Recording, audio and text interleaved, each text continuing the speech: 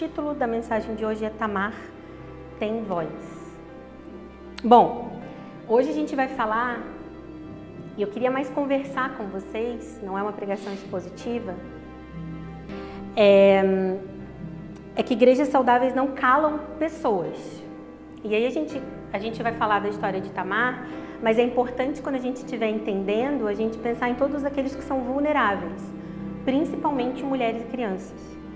Então, quando vocês ouvirem os assuntos que a gente vai tratar, pensem nessas minorias. Mas para a gente falar de igrejas que não calam pessoas, tá ótimo. Igrejas que não calam pessoas, a gente vai trazer algumas histórias antes de pano de fundo. A gente vai falar, por exemplo, da amizade de igrejas que não calam homens.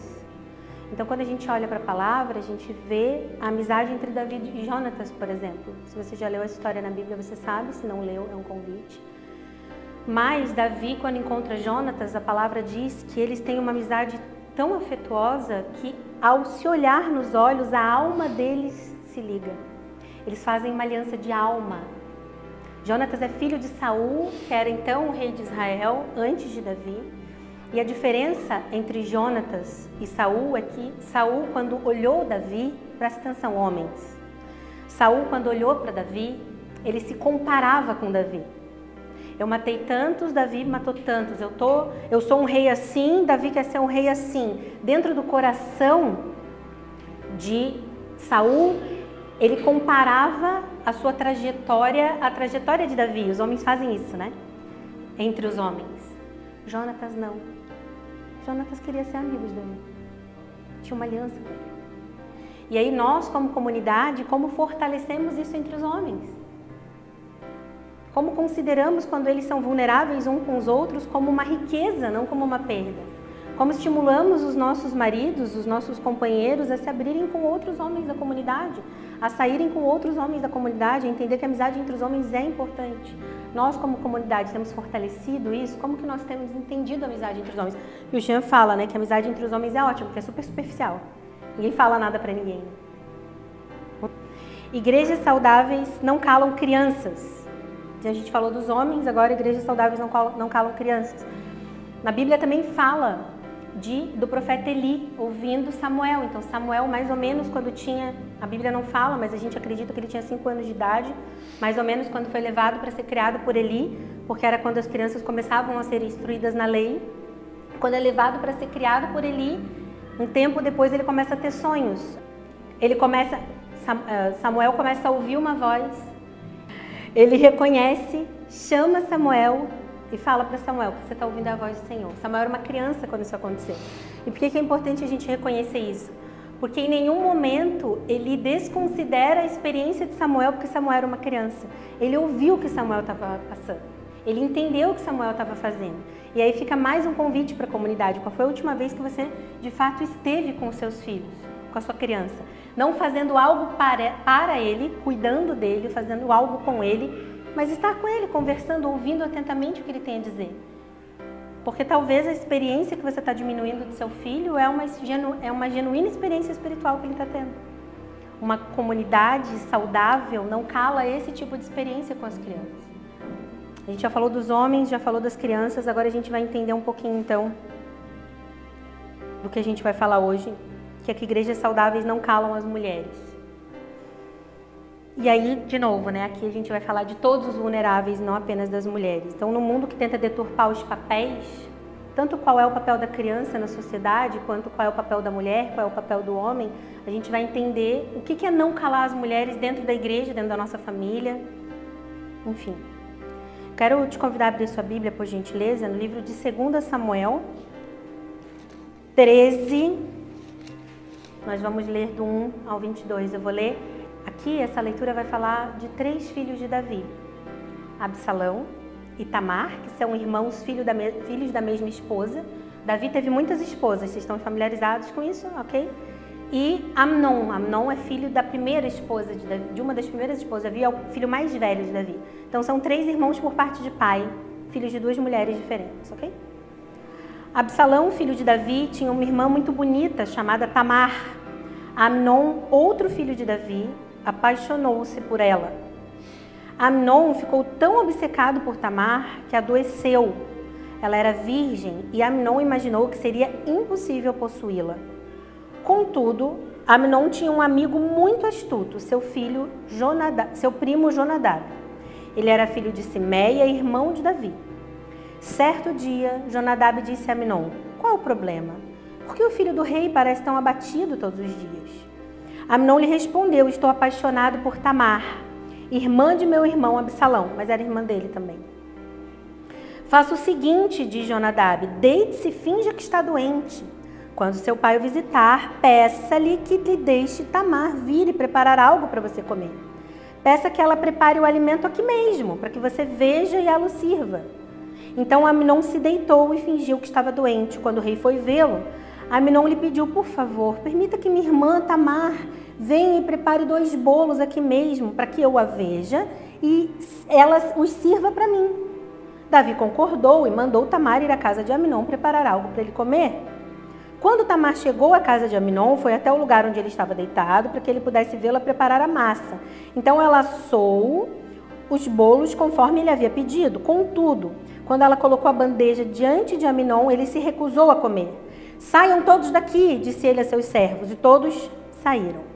Então Amnon disse a Tamar: agora traga os bolos ao meu quarto e dê-me de comer. Tamar fez conforme ele pediu. Quando, porém, ela lhe ofereceu a comida, ele a agarrou e exigiu: venha para a cama comigo, minha irmã. Não, meu irmão, não me violente, exclamou Tamar. Isso não se faz em Israel, não faça essa loucura. Como eu poderia viver com tamanha vergonha? E você cairia em desgraça em Israel. Por favor, fale com o rei e ele permitirá que você se case comigo. Mas Amnon não quis ouvi-la e, como era mais forte que ela, violentou-a. Então a paixão de Amnon se transformou em profundo desprezo. E seu desprezo por ela foi ainda mais intenso que a paixão que havia sentido. Saia daqui, gritou para ela. Não, não, respondeu Tamar. Mandar-me embora agora seria pior do que o mal que você me fez. Amnon, porém, não quis ouvi-la. Chamou seu servo e ordenou: põe essa mulher para fora daqui e tranque a porta. O servo a pôs para fora, trancou a porta. Tamar vestia uma túnica longa, como era costume naqueles dias entre as filhas virgens do rei. Então rasgou sua túnica, jogou cinzas sobre a cabeça e, cobrindo o rosto com as mãos, foi embora chorando. Seu irmão Absalão a viu e perguntou: é verdade que Amnon esteve com você? Bem, minha irmã, é melhor ficar quieta, pois Amnon é seu irmão. Não se aflija com isso. Então Tamar, como uma mulher desolada, foi morar na casa de seu irmão Absalão. Quando o rei Davi soube o que havia acontecido, ficou furioso.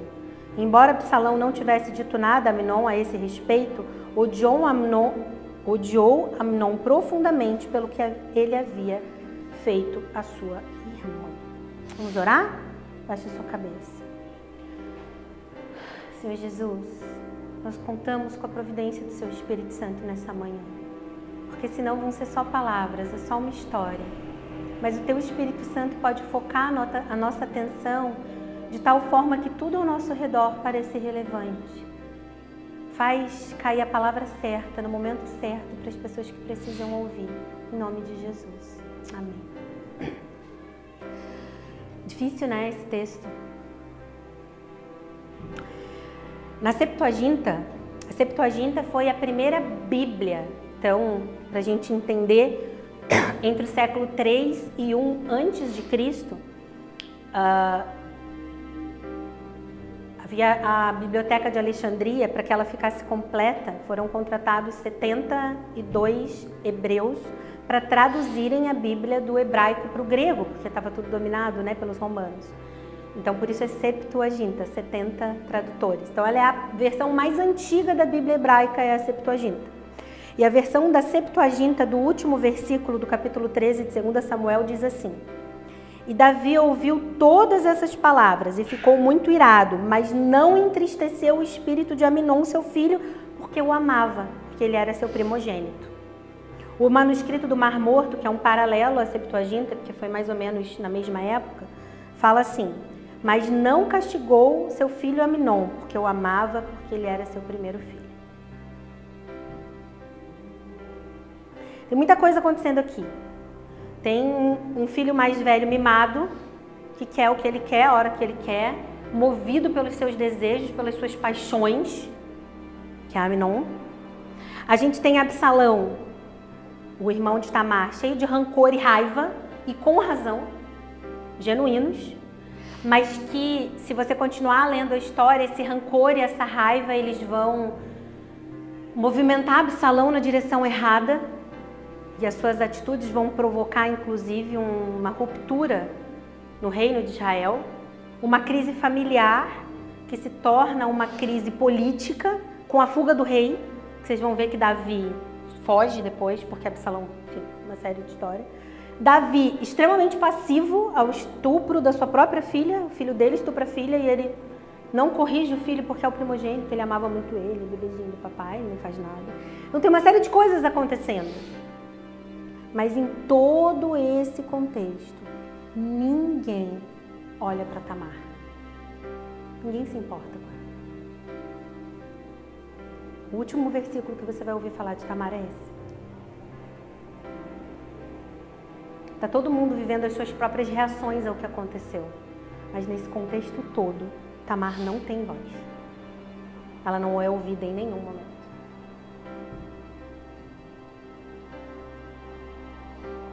É óbvio que se ninguém está pensando em Tamar, ninguém está ouvindo Tamar, consequentemente, ninguém está pensando em agradar a Deus.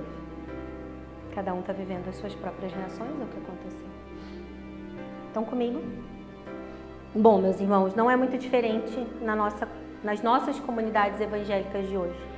A gente vê muitos casos de escândalo acontecendo, a gente fica escandalizado quando a gente lê, mas a última pessoa que a igreja faz alguma coisa é a vítima. Está todo mundo preocupado com uma série de coisas, em calar o escândalo. Isso é o que mais se preocupa, né? Abafar o caso, calar o escândalo. Ai, porque não pode escandalizar o nome de Jesus. A gente vai entender sobre isso. Mas ninguém se importa com a Tamar.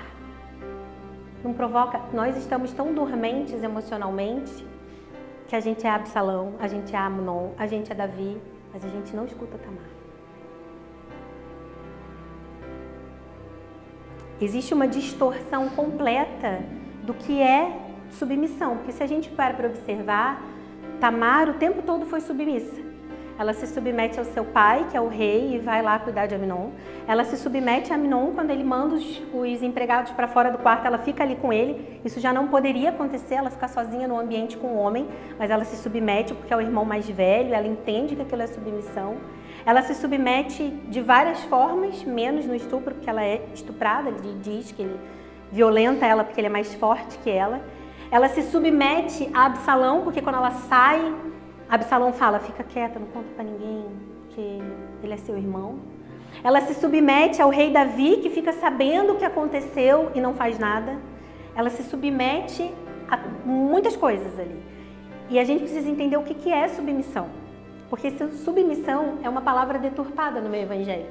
A gente precisa entender o que é submissão. Para a gente entender o que é submissão, a gente vai entender primeiro o que não é submissão. Não é, tá? Não é para reproduzir o que a Renata vai falar agora. Então tá. Vou ler uns absurdos para vocês do que não é submissão. Vou ler 2 casos. Obviamente, não falarei o nome das igrejas.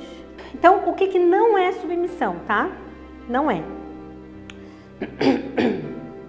Pastor muito famoso na internet, essa pregação está no YouTube, interpretando Efésios 5:22, onde diz: esposas, sujeite-se cada uma a seu marido como ao Senhor.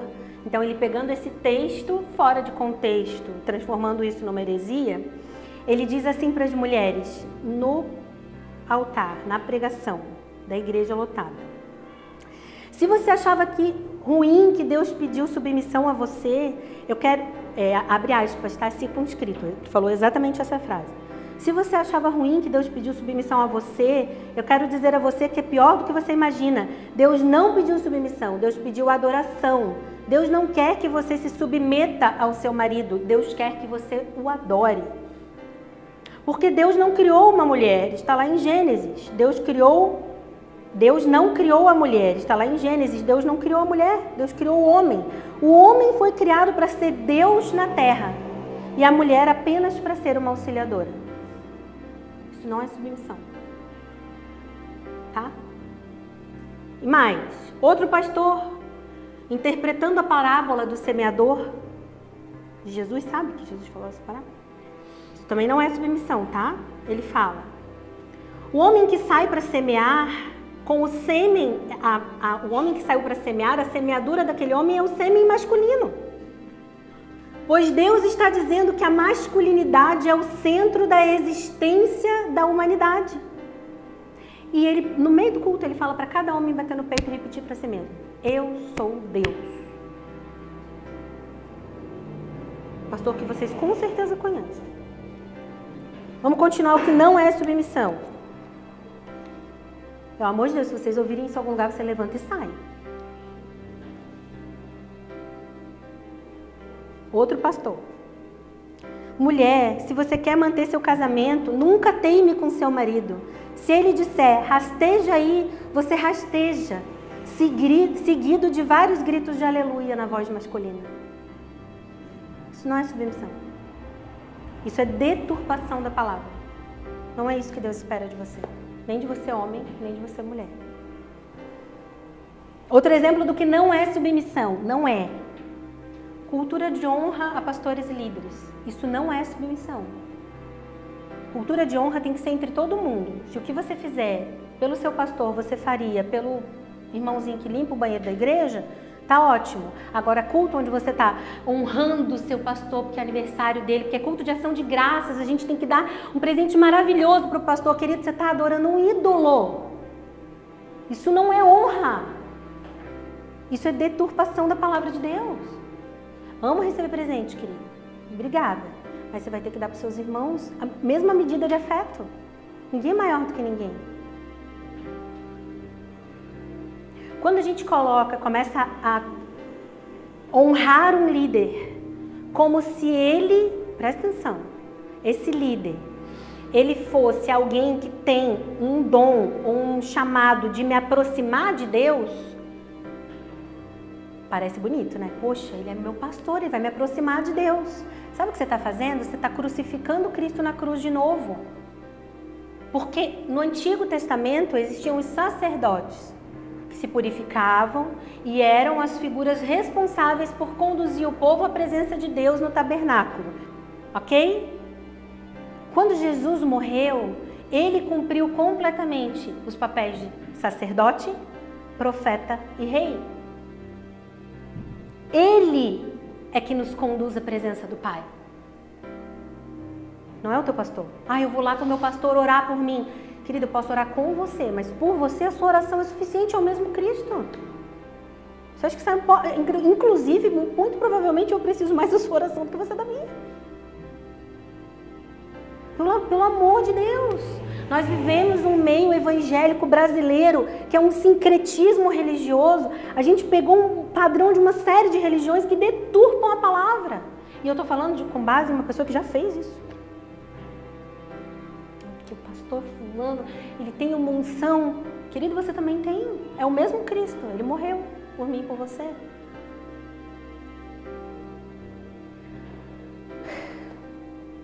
O que são pastores? Eles são servos da igreja para, com cuidado, ensino, encorajarem e exortarem. É isso, querido. Muito obrigada, né? Agradeço a sua honra, mas ela é dirigida a Cristo. Isso tem uma coisa que eu não quero, é tomar o lugar de Jesus. Para compreender melhor a submissão, a gente precisa compreender identidade, porque a submissão deturpada corrompe a estrutura da identidade.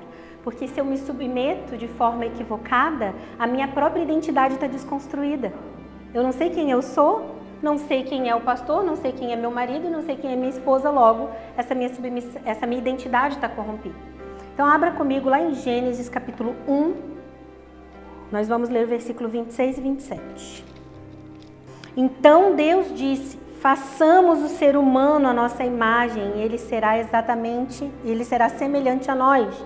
Dominará sobre os peixes do mar, sobre as aves do céu, sobre os animais domésticos, sobre todos os animais selvagens da terra e sobre os animais que estejam pelo chão. Assim, criou Deus os seres humanos à sua própria imagem. A imagem de Deus os criou. Homem e mulher os criou. O que nós temos aqui? Primeiro, Deus dizendo, a Trindade, façamos, Deus está falando com a Trindade envolvida em conselho, decidindo criar a humanidade. E aí ele fala, a palavra aqui usada, talvez a sua Bíblia estava, façamos o homem à nossa imagem, mas a palavra usada para homem, a original, significa humanidade. Então, façamos a humanidade à nossa semelhança. Então, primeiro o que ele fala? A humanidade vai ser semelhante a nós. Show? Depois ele faz uma distinção, homem e mulher. Então, vamos criar algo que será semelhante a nós, que é a humanidade. Como nós vamos fazer isso? Homem e mulher. O homem sozinho, ele não é a imagem e semelhança de Deus. A mulher sozinha não é a imagem e semelhança de Deus. Os dois formam a imagem e semelhança de Deus. A criação, por si só, é complementarista. Quem faz estudo bíblico há um tempo aqui, sabe que a palavra que Deus usa quando ele cria a mulher é ezer-kneido, que significa literalmente um contrapeso, uma complementação. Então, ezer-kneido é mais ou menos, imagine uma balança, que ela só fica plenamente equilibrada quando tem esse ezer-kneido aqui. Então, para o homem ficar em equilíbrio, ele precisa estar ali, ó, do lado da mulher. E a mulher é a mesma coisa. Esse equilíbrio forma a imagem e semelhança da Trindade. É isso.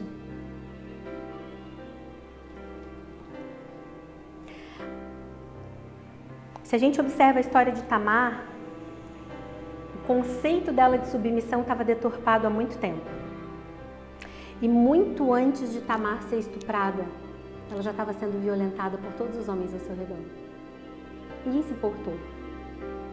Seu pai não parou para pensar que ela estava sozinha no quarto com o irmão, sendo ela uma mulher virgem. Os empregados simplesmente foram embora, não alertaram ninguém. Absalão pediu para ela ficar quieta, Davi não fez nada. E Davi não era só o pai dela, era o rei.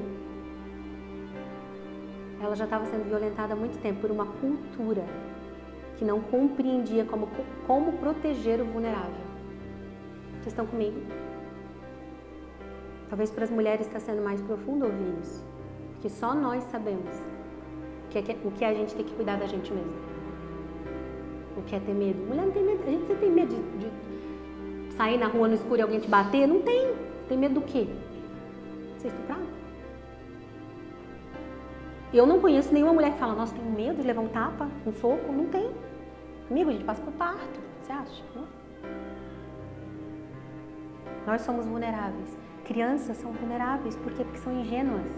São conduzidas a algo. E aí só o mais velho que ela pensa, fui conduzida a fazer aquilo. E era errado. Aquele adulto que deveria cuidar de mim, ser responsável por mim, me usou. Ela se sente culpada. Por que eu deixei? Querida, você não deixou. Você foi iludida por aquele que devia estar cuidando de você. Faz sentido? O que é a submissão bíblica? Biblicamente, o que é a submissão? Como maridos, na verdade eu vou melhorar aqui, como homens, o que é submissão bíblica para vocês, como maridos e como pais? Vamos lá em Efésios, vamos lá no Novo Testamento, lá nas cartas de Paulo. Paulo, que é polêmico em relação ao papel da mulher, mas é polêmico por besteira, porque se você pega as cartas paulinas juntas, fica mais fácil compreender o que Paulo quis dizer. Efésios, capítulo 5. Nós vamos ler primeiro o versículo 1, depois a gente vai lá para o 21 ao 29 também, vou continuar na NVT, tá bom? Portanto, como filhos amados de Deus, imitem-no em tudo o que fizerem. Vivam em amor, seguindo o exemplo de Cristo, que nos amou e se entregou por nós como oferta e sacrifício de aroma agradável a Deus. Vamos continuar. Vamos lá para o versículo 21. Maridos e esposas, sujeitem-se uns aos outros por temor a Cristo. Então ele já começa falando, todo mundo se sujeita uns aos outros por temor a Cristo. Esposas, sujeite-se cada um a seu marido como ao Senhor, pois o marido é o cabeça da esposa, como Cristo é o cabeça da igreja. Ele é o salvador de seu corpo, a igreja, assim como a igreja se sujeita a Cristo, também vocês, esposas, devem se sujeitar em tudo ao seu marido. Maridos, ame cada um a sua esposa, como Cristo amou a igreja. Ele entregou a vida por ela, a fim de torná-la santa, purificando-a, ao lavá-la com água por meio da palavra. Assim o fez para apresentá-la a si mesmo. Olha só, ele purifica a esposa para apresentar ela a si mesmo. Como igreja gloriosa, sem mancha, ruga ou qualquer outro defeito, mas santa e sem culpa. Da mesma forma, os maridos devem amar cada um a sua esposa como amam o seu próprio corpo. Pois o homem que ama a sua esposa, na verdade, ama a si mesmo. Ninguém odeia o próprio corpo, mas o alimenta e cuida dele, como Cristo cuida da igreja. E nós somos membros de seu corpo. Por isso, o homem... Não, a gente vai parar aqui. Tá. Quando Paulo está falando de sujeição, ele está falando de um... Quando a gente pensa assim, Cristo é o cabeça do marido e o marido é o cabeça da igreja, a gente tende a pensar nisso como de forma piramidal, como uma hierarquia. Inclusive, teve um ministério, que também não vou citar um nome, que ficou muito famoso nos Estados Unidos e que trouxe muitos cursos que ainda são feitos em muitas igrejas, infelizmente, deturpando que era um sinal de um guarda-chuva grande, que era Deus, um guarda-chuva menor, que era o marido, e um pequenininho, que era a família, um cobrindo o outro. Isso não é a visão bíblica de submissão. A visão bíblica de submissão é complementarista. Por quê? Porque eu nunca vi uma cabeça andando sozinha na rua. Você já viu? Eu nunca vi. Se você viu, você, por favor, me fala. Nem um corpo sem cabeça. Você já viu também? Também nunca vi. Um complementa o outro, um não fica sem o outro. São funções distintas, mas complementares entre si. Um não vive sem o outro. Submissão fala disso. E deixa eu te dar um recado, homens. É bem pior para vocês. Porque a igreja não entregou sua vida por Cristo. Cristo entregou sua vida pela igreja. Então, e você vai ter que doer mais. Você tem que se sacrificar mais. Você tem que tolerar mais. O mais paciente tem que ser você. Porque você faz isso por esposa e filho. E o que a gente vê, principalmente no meio evangélico? Eu sou a autoridade da minha casa. Todo mundo me obedece. Isso é um bocó. Você não sabe quem Cristo é. Você precisa conhecer Jesus. Manso e humilde.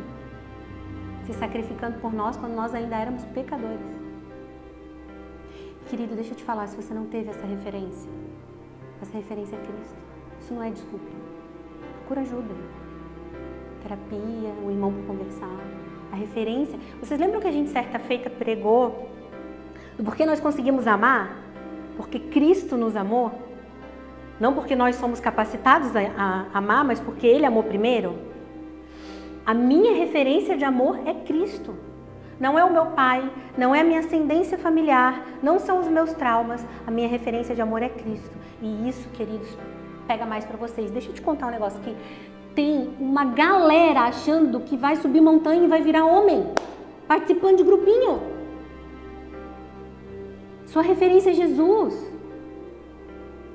Lindo você bancar um homem lá com os grupos de, sei lá, charuto. Agora virou moda crente fumar charuto também, gente.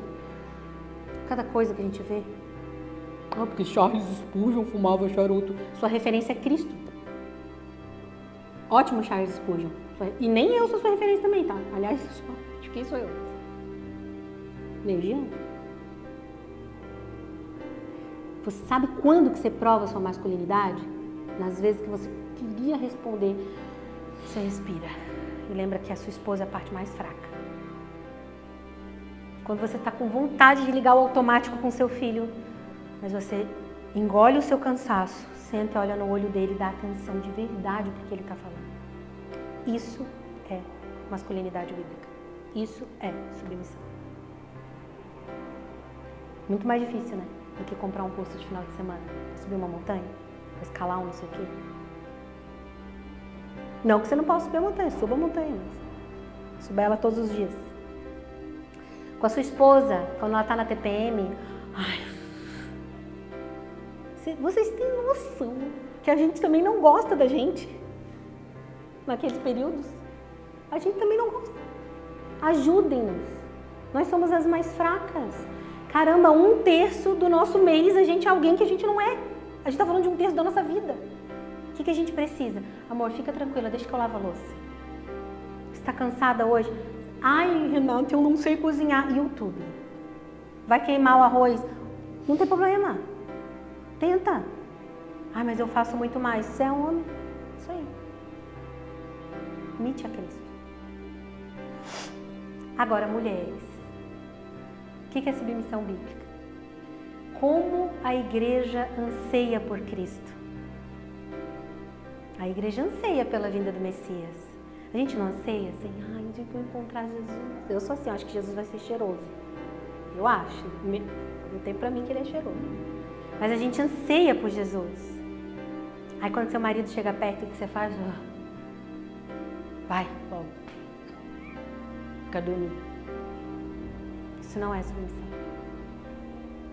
Encorajar ele. Deixa eu mudar aqui.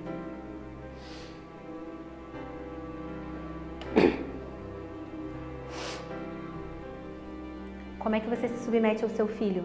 Mas eu tenho que me submeter ao meu filho. Como? Encorajando. Porque é muito mais fácil eu chegar pra você e falar, Marcelo, você não pode mais usar blusa preta. Não é mais fácil? Não pode, você tem que confiar em mim, eu sei o que é melhor pra você. Pronto. Você pode até conseguir o seu objetivo, que é fazer com que ele não use mais blusa preta.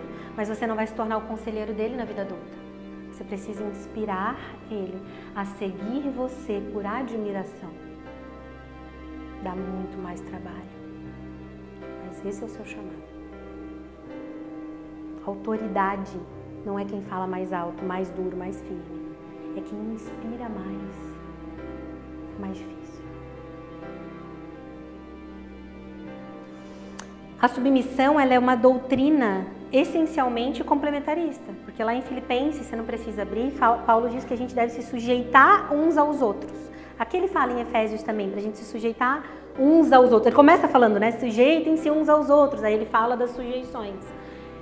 Submissão não é necessariamente coisa de criança, não é coisa de mulher, eu sou submissa ao meu marido, mas ele também tem que ser submisso, porque submissão é coisa de crente.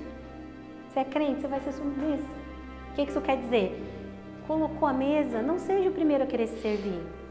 Vê se tá todo mundo, tal. Então eu vou pegar que você é submisso aos outros. No trânsito, dê a vez. Xinga pra dentro.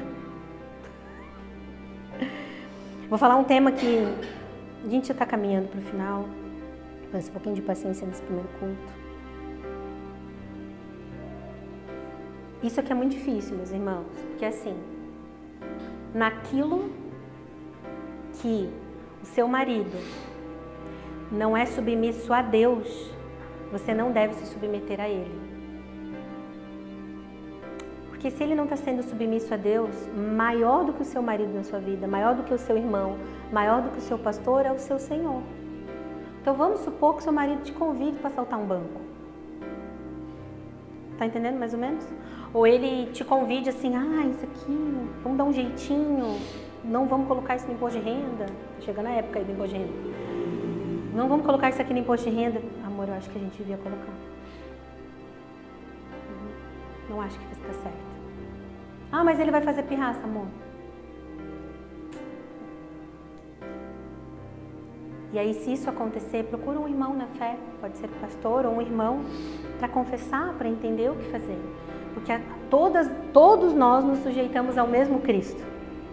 Você entende isso?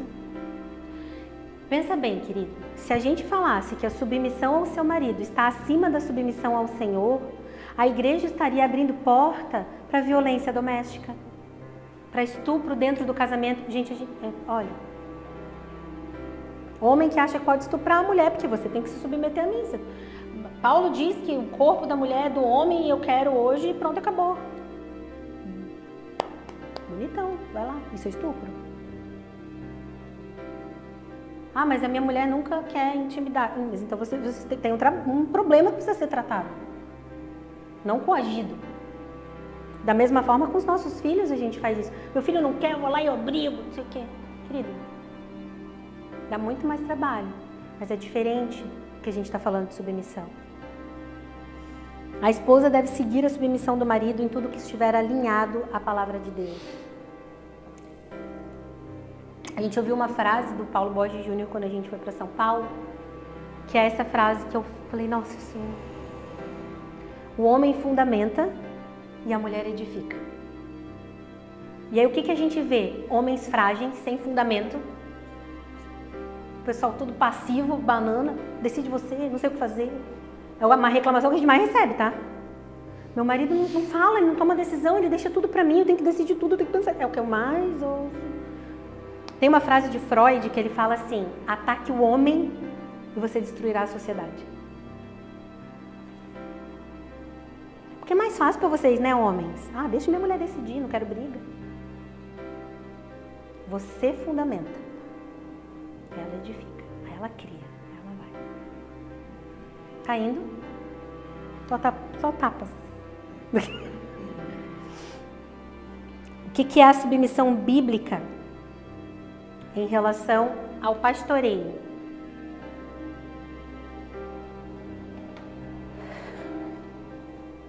No pastoreio, presta atenção, querido, dependente da Erwin, o que a Bíblia fala? O pastor, ele sempre deve ter um conselho, e esse conselho precisa ser deliberativo e vivendo em unidade. Por quê? Porque é muito fácil que o pastor se coloque no centro de uma pirâmide, ele sendo dono de uma empresa, e as pessoas respondendo a ele. E se esse conselho, não, mas eu tenho 2, 3 conselheiros, mas se esse conselho for um conselho de votação e o voto de Minerva for o voto do pastor, isso não é o conselho bíblico. Por quê? Você imagina a Trindade, Pai, Filho e Espírito Santo discutindo? Não, Jesus vai morrer pela humanidade. Não vou morrer, vai morrer. Votamos. Deus votou a favor, o Espírito Santo a favor, Jesus perdeu, Jesus desceu. Foi assim? A Trindade entra em conselho, em consenso. A vida bíblica do pastoreio precisa ser assim. Mas a ideia de conselho é, se um não concorda, ninguém faz. Todo mundo tem que orar até entrar em acordo. Mas vai demorar mais. É isso aí. A gente crê no Espírito Santo conduzindo a igreja, não no voto da gente. Só que não dá mais trabalho? Não é mais fácil você impulsionar um negócio no Instagram, bombar a igreja, fazer o negócio crescer? Mas você não está confiando no Espírito Santo. Renata, você está dizendo que é contra marketing? Não é isso que eu estou dizendo, querido. Mas considere onde está o seu coração. Nosso ego quer sempre ser adorado. O presbitério da igreja, isso é muito importante, gente. Presbitério da igreja, diácono, seja lá o nome que você for dar, a gente não tem função civil. O que isso quer dizer? Não tem uma função punidora. E a gente vê muitos casos na internet de, não, porque o fulano pecou, então ele vai passar. Claro que existe a doutrina de exortação bíblica, mas isso é conduzido, o irmão que errou, que pecou, ele é conduzido a seguir a Cristo, a ser doutrinado por amor a Jesus em amor. Não por medo do conselho, medo da igreja, medo do pastor. Gente, eu lembro que eu novinha, uma vez fui chamada a atenção porque eu não chamei o pastor de senhor. Não chamei o pastor de pastor, não podia chamar de Charles, tinha que ser pastor Charles. Pelo amor de Deus. Eu tenho nome, meu nome é pastor. Fez sentido? O que acontece? Quando existe uma suspeita de violência ou de ferir a lei civil, a gente vai entender para finalizar, aí o que acontece com o conselho ou com o irmão? A gente vai conduzir para as autoridades civis, mas a igreja não tem papel civil na sua vida, querida. Aqui você confessa pecado não por medo, mas porque você quer caminhar junto para Cristo. E eu falo de um papel de uma pessoa que eu acho que eu sou a que mais confessa pecado para as mulheres dessa igreja. Tanto que eu perco a admiração fácil das pessoas. Porque eu confesso lá, não sei, estou com dificuldade, estou com medo disso aqui, me ajuda nisso. Porque eu sou flor, não, acho que Jesus me deixa ser ruim para ninguém criar um ídolo em mim. A gente precisa ter essa cultura em comunidade, sabe? De abrir o coração. O que você faz diante de uma possível suspeita, então, que aconteceu uma violência? E aqui eu já estou nos últimos minutinhos. Não vai dar para ler, mas ouça, né? Primeiro, vamos falar a gente vai falar o que a gente deve fazer como igreja, cultura de igreja, tá? Mas, infelizmente, o que eu vou falar aqui não é o seu papel como igreja, é o seu papel como cidadão. O que hoje a igreja faz? A gente, não quero imitar o mundo. Mas nós deveríamos estar sendo exemplo para o mundo de como a gente se comporta diante de um escândalo.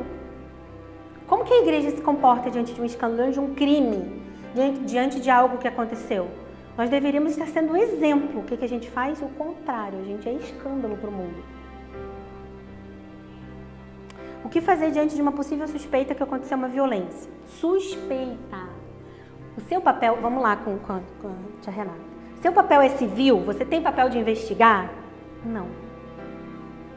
O que eu saiba, não tem ninguém aqui da investigação e mesmo assim não é o papel de ninguém da igreja. O suspeita, você vai levar isso para quem? Para quem investiga. Porque não é o seu papel investigar. Tá entendendo? Ok. Suspeita. 1. Compreender que a gente não pode ser conivente com qualquer ato de negligência, discriminação, exploração, violência, crueldade ou opressão.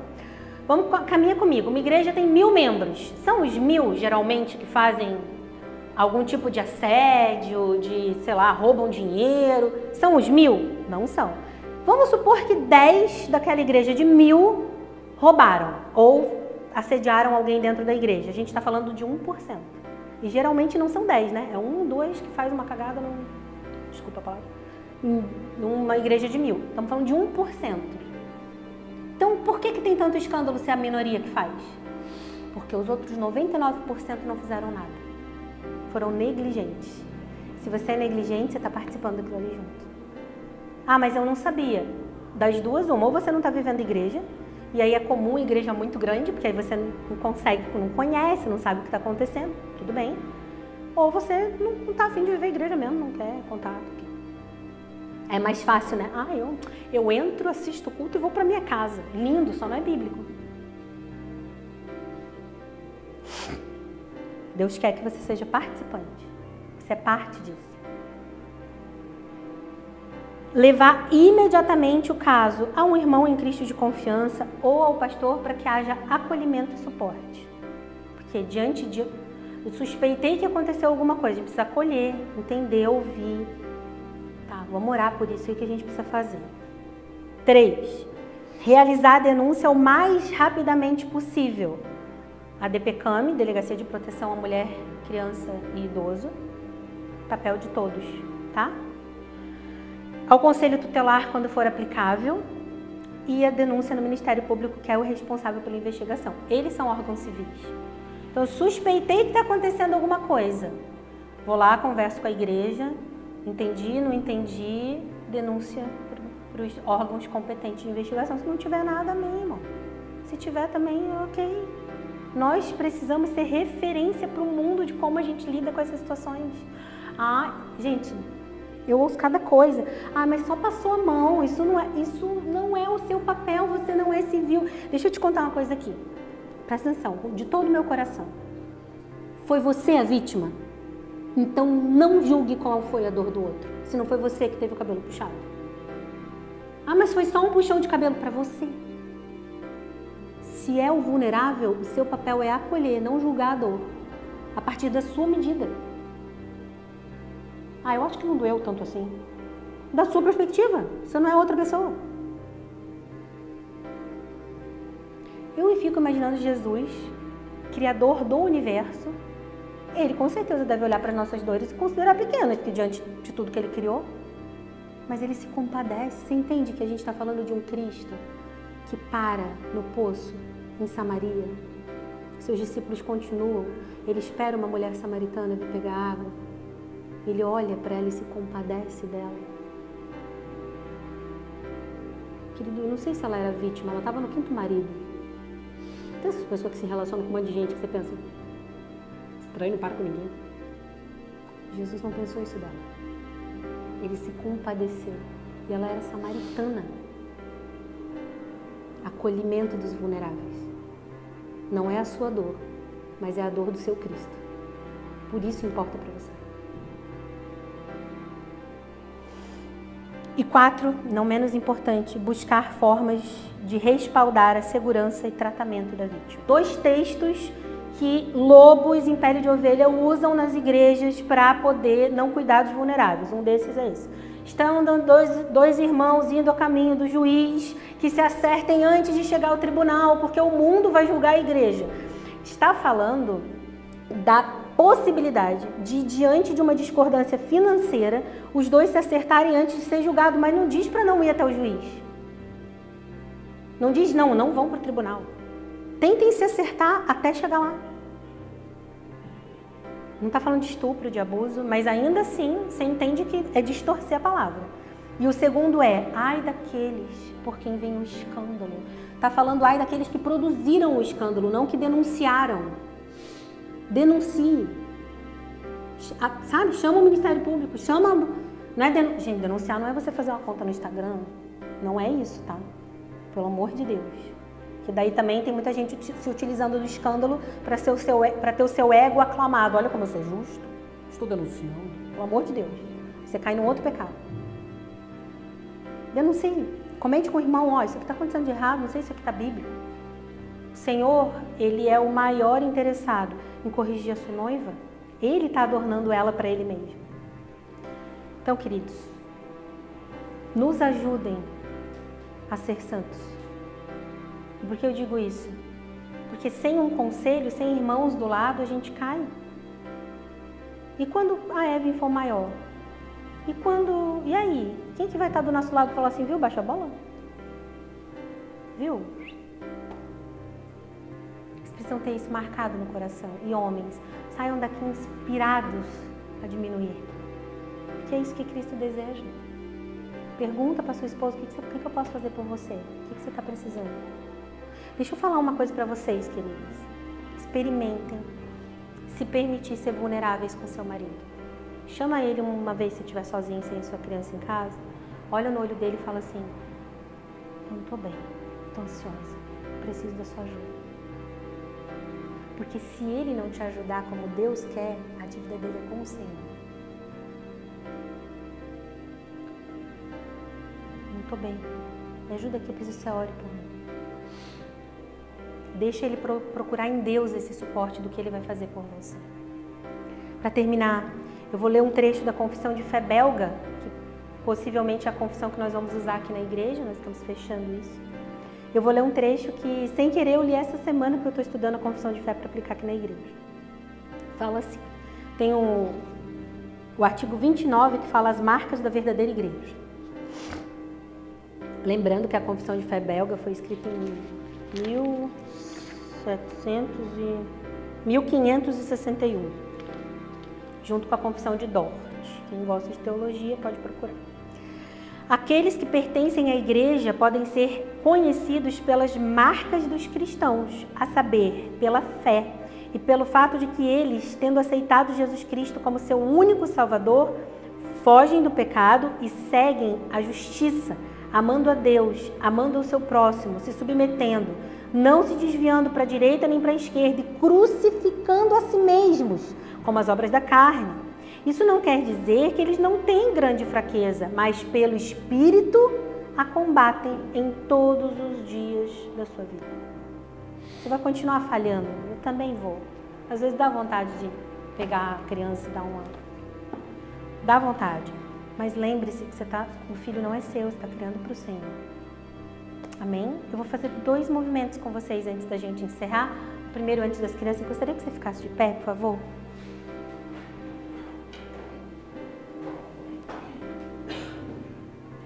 E aí, eu queria... Não sei se eu vou conseguir. Mas, vem aqui, mãe. Vou pedir para que você fique do lado da sua esposa. E minha mãe fica comigo, Feli.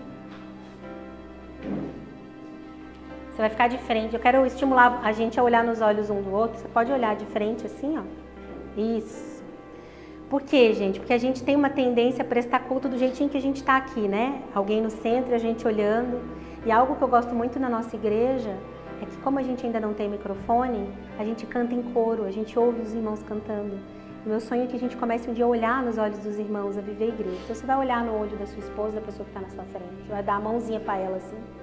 E você vai repetir assim, ó, eu Isso. Quero fazer parte da cura e não da ferida. Pode dar um abraço. Você chama as crianças lá pra mim? Você vai fazer um movimento diferente. Você vai abaixar assim, ó. Deixa o seu filho em pé e você abaixa. Pode sentar na cadeira, o seu ciático agradece. Quem não tem filhos profeticamente. Você vai olhar no olhinho do seu filho, vai segurar na mão dele, vai olhar para ele. E o que você está fazendo, você acha que ele não está prestando atenção, mas você está liberando uma palavra profética, porque é uma palavra com base na palavra. Você vai olhar para seu filho e vai falar assim: o que você fala? Pode falar, vai lá. E o que você sente importam para mim. Amém, meus irmãos? Vamos orar para terminar.